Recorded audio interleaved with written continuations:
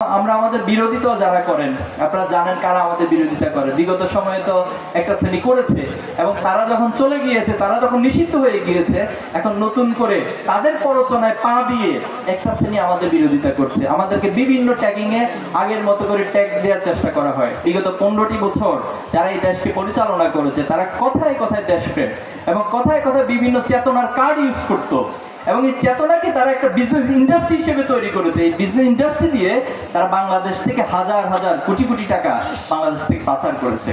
অথচ সত্যিকারের দেশপ্রেম, সত্যিকারের যে দেশপ্রেম প্রয়োজন সেটা তারা কখনো করতে পারেনি। যেন ছাত্র শিবির আমাদের মাঝে দেশপ্রেম নৈতিকতার সমন্বয় মূলত করতে চায়। এই সাতক্ষীরাবাসীও তার প্রমাণ। এই সাতক্ষীরাতে আমরা দেখেছি যে বুলডোজার দিয়ে মানুষের ঘর বাড়ি ভেঙে দেওয়া হয়েছে। কারণ কি? কারণ হচ্ছে তিনি হয়তো ইসলামী ছাত্র শিবির করেন, অথবা জামাত ইসলাম করেন, অথবা তিনি ইসলামী মূল্যবোধে বিশ্বাস করেন, অথবা তিনি ভালো মানুষ, অথবা তিনি অন্যায়ের প্রতিবাদ করেন। সেই মানুষগুলোর বাড়িঘরকে বুলডোজার দিয়ে ধ্বংস করা হয়েছে। হয়েছে না? শিবির হিসেবে কেউ জন্ম নেয় না। শিবিরের কেন্দ্রীয় সভাপতি যারা থাকে তারাও একটা সময় শিবিরের বিরোধিতাই করে। আমরাও বিরোধিতা করেছিলাম। ভাইদেরকে বিভিন্ন প্রশ্ন করতাম যে ভাই আপনারা রক কাটেন, আবার এত সুন্দর সুন্দর কথা বলেন করেন। এই কোশ্চেন আমরা অহরহ করেছি। তো পরবর্তীতে দেখেছি যে আসলে এই যে একটা মিথ, একটা প্রোপাগান্ডা, এটার সাথে বাস্তবতার কোনো মিল থাকতো না। যে বিষয়গুলো আমরা রাসূলুল্লাহ সাল্লাল্লাহু আলাইহি সাল্লামের ক্ষেত্রে দেখতাম। আল্লাহ রাসূলুল্লাহ সাল্লাল্লাহু আলাইহি ওয়াসাল্লাম নিঃসন্দেহে আল্লাহর পক্ষ থেকে পাঠানো, শুধু আল্লাহর পক্ষ থেকে স্বীকৃতি নয়, বরং দুনিয়াবি যত একাডেমিশিয়ান ছিল, যেভাবে যত স্কলার ছিল, তারাও তাদের গবেষণা থেকে দেখিয়েছেন যে পৃথিবীতে মানবীয় জায়গা থেকে শ্রেষ্ঠতম স্থান দখল করে আছেন মুহাম্মদুর রাসূলুল্লাহ সাল্লাল্লাহু আলাইহি ওয়াসাল্লাম। এটা শুধুমাত্র তার ব্যক্তির গুণাবলী নয়, একজন লিডারশিপের গুণাবলী, একজন ফ্যামিলির প্রধানের হিসেবে গুণাবলী, একজন তার নেতা হিসেবে অথবা সমাজ পরিচালক হিসেবে যত দিক রয়েছে সব দিক থেকে সেরা মানুষ হচ্ছে রাসূলুল্লাহ সাল্লাল্লাহু আলাইহি ওয়াসাল্লাম। নারী ইস্যুতে ছাত্র শিবিরকে এক ধরনের বিদ্বেষপূর্ণ হিসেবে উপস্থাপন করা হয়।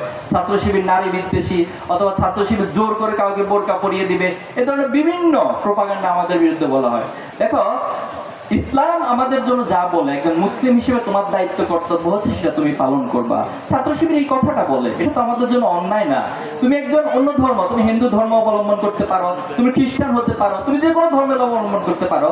আমাদের কথা হচ্ছে তুমি তোমার ধর্মীয় অন্তত অনুশাসন, ধর্মীয় অনুশাসনকে যদি কেউ মানো, পৃথিবীর কোনো ধর্ম মানুষকে নষ্ট হইতে বলে না, মানুষকে খারাপ হয়ে যেতে বলে না, মানুষকে অশ্লীল হতে বলে না। তুমি অন্তত সেই বেসিক প্রিন্সিপালগুলোকে ফলো করো। আমরা এই কথাগুলো বলো।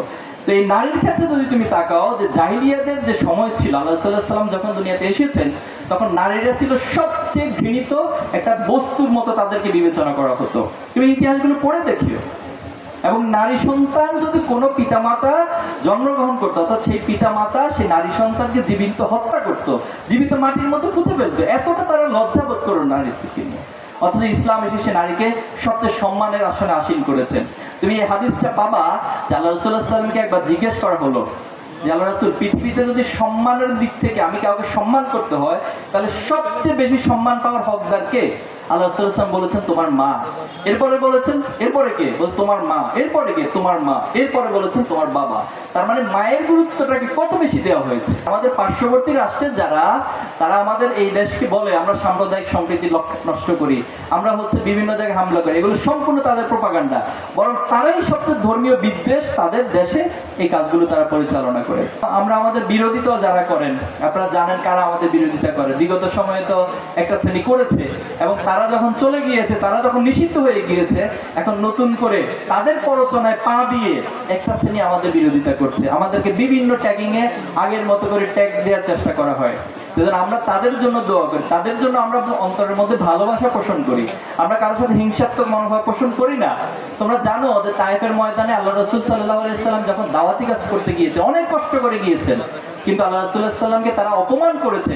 অপমান করে আল্লাহ রাসূলুল্লাহ সাল্লাল্লাহু আলাইহি ওয়াসাল্লামের পিছনে ছোট ছোট বাচ্চাদেরকে লেলিয়ে দিয়েছেন এবং একটা পর্যায়ে আল্লাহ রাসূল পাথর দিয়ে আঘাত করলেন, রক্তাক্ত হয়ে গেলেন। ফেরেশতাদের মধ্যে এটা নিয়ে এক ধরনের অস্থিরতা তৈরি হয়ে গেল। এবং জিবরাইল আলাইহিস সালাম আল্লাহ রাসূলুল্লাহ সাল্লাল্লাহু আলাইহি ওয়াসাল্লামকে আসলেন, এসে বললেন যে আল্লাহ রাসূল, আপনার উপর যেভাবে রক্তাক্ত করা হয়েছে, পাথর নিক্ষেপ করা হয়েছে, আপনি অনুমতি দেন, এখনই আমরা পাহাড় দিয়ে এই তায়েফবাসীকে নিঃশেষ করে দেব। তখন রাসূল সাল্লাল্লাহু আলাইহি ওয়াসাল্লাম বলেছিলেন, না, সেটা করা যাবে না। তারা তো বুঝে না, তারা না বোঝার কারণে এই কাজগুলো করেছে। কিন্তু আল্লাহ তাআলা অবশ্যই একসময় তাদেরকে বুঝদান করবেন।